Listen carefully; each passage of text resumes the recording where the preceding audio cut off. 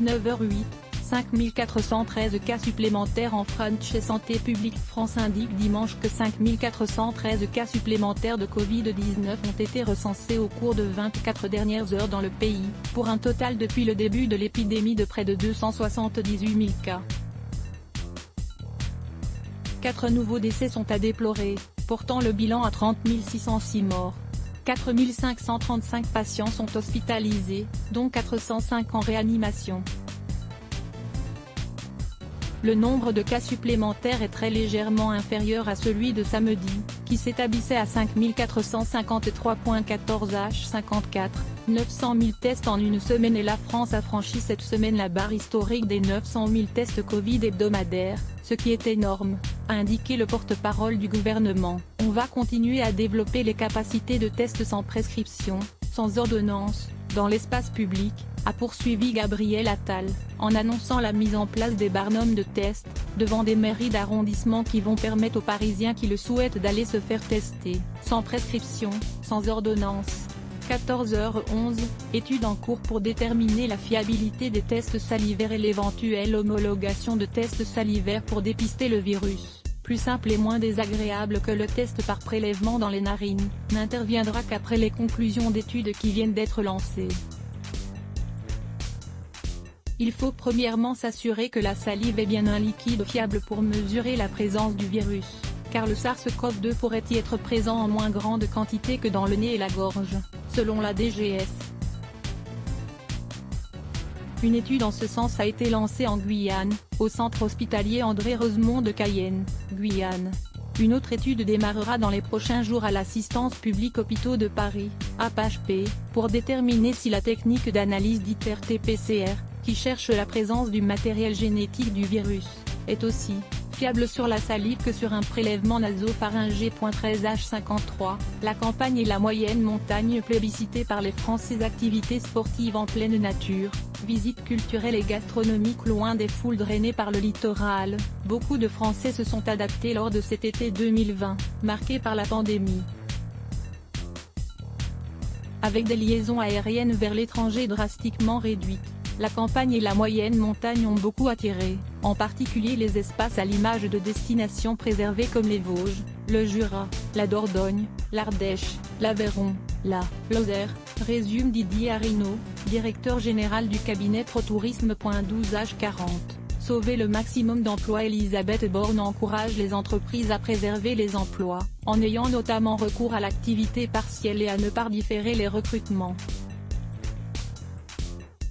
Selon elle, au plus fort de la crise, près de 9 millions de Français ont bénéficié du chômage partiel.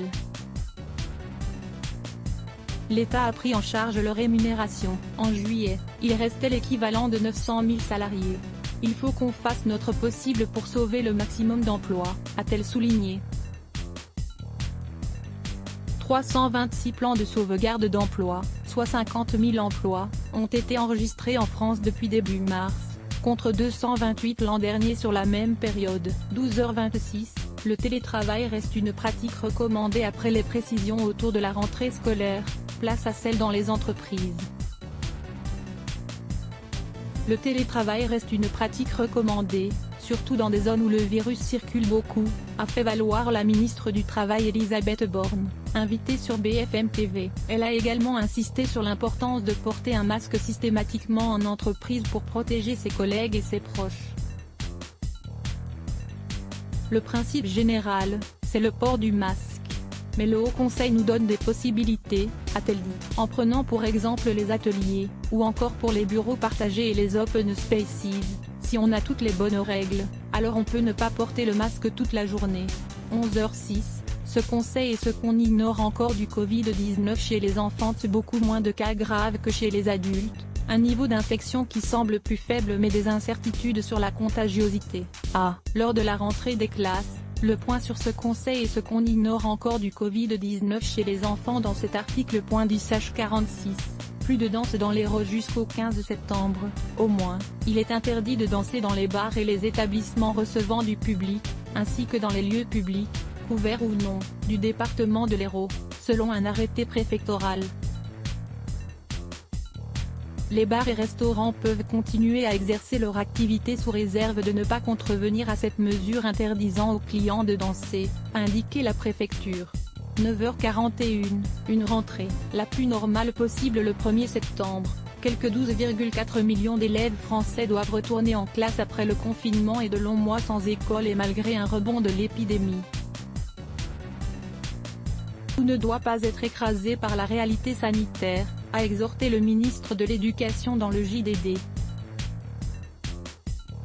Il faut être vigilant, mais ne pas oublier les impératifs éducatifs et sociaux.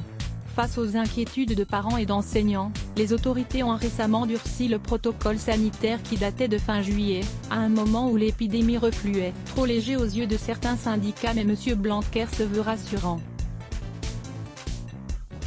Ce protocole est un des plus stricts d'Europe et nous permet d'avoir la rentrée la plus normale possible, affirme-t-il. Pour le ministre, l'expérience du retour à l'école en mai et juin a été très bénéfique, en permettant de se mettre en condition d'une reprise avec un virus toujours en circulation. 9H08.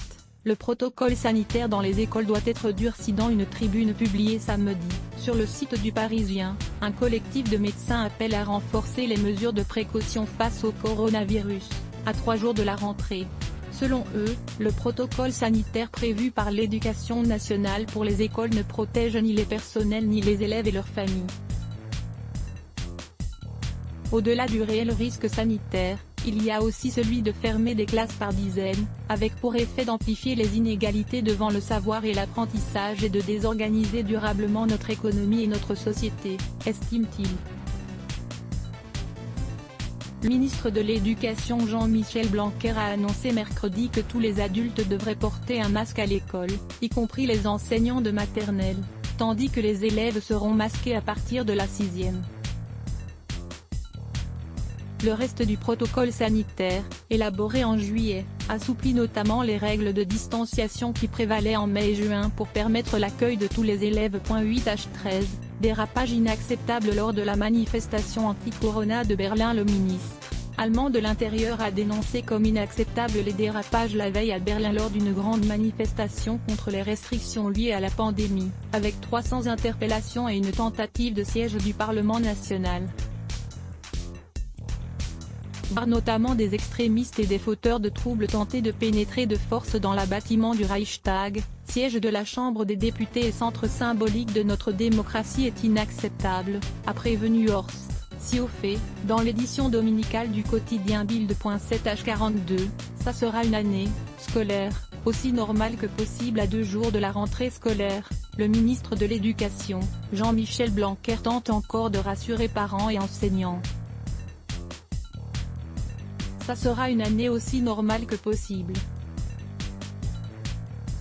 Tout ne doit pas être écrasé par la réalité sanitaire, a-t-il assuré dans un entretien au journal du dimanche, JDD. Selon lui, une analyse quotidienne au jour le jour, en fonction de la situation sanitaire de chaque territoire déterminera une éventuelle fermeture des classes. 7H29, le masque de partout par précaution. Faute de consensus, les scientifiques n'ont pas d'avis unanime sur le risque de transmission du nouveau coronavirus en milieu ouvert. Les autorités appliquent donc le principe de précaution en rendant obligatoire le port du masque à l'extérieur qui se généralise dans les grandes villes. On vous explique pourquoi dans cet article, lien abonné. 6h52, l'Inde annonce 78 761 nouveaux cas en 24 heures et l'Inde a annoncé avoir recensé 78 761 nouveaux cas de coronavirus en 24 heures, soit un nouveau record mondial. Le précédent record avait été établi le 17 juillet par les États-Unis qui avaient alors enregistré 77 638 nouvelles contaminations.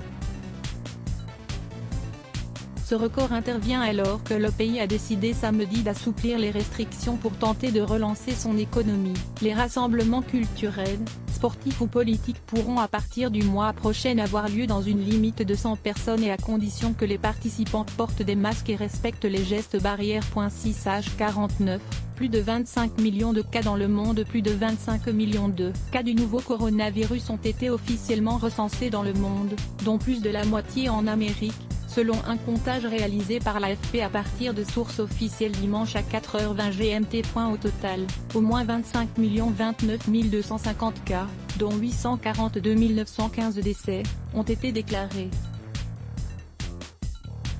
Près de 4 cas sur 10 se situent aux États-Unis et au Brésil, les deux pays les plus touchés avec respectivement 5 960 652 cas, 182 760 décès, et 3 846 153 cas, 120 262 décès.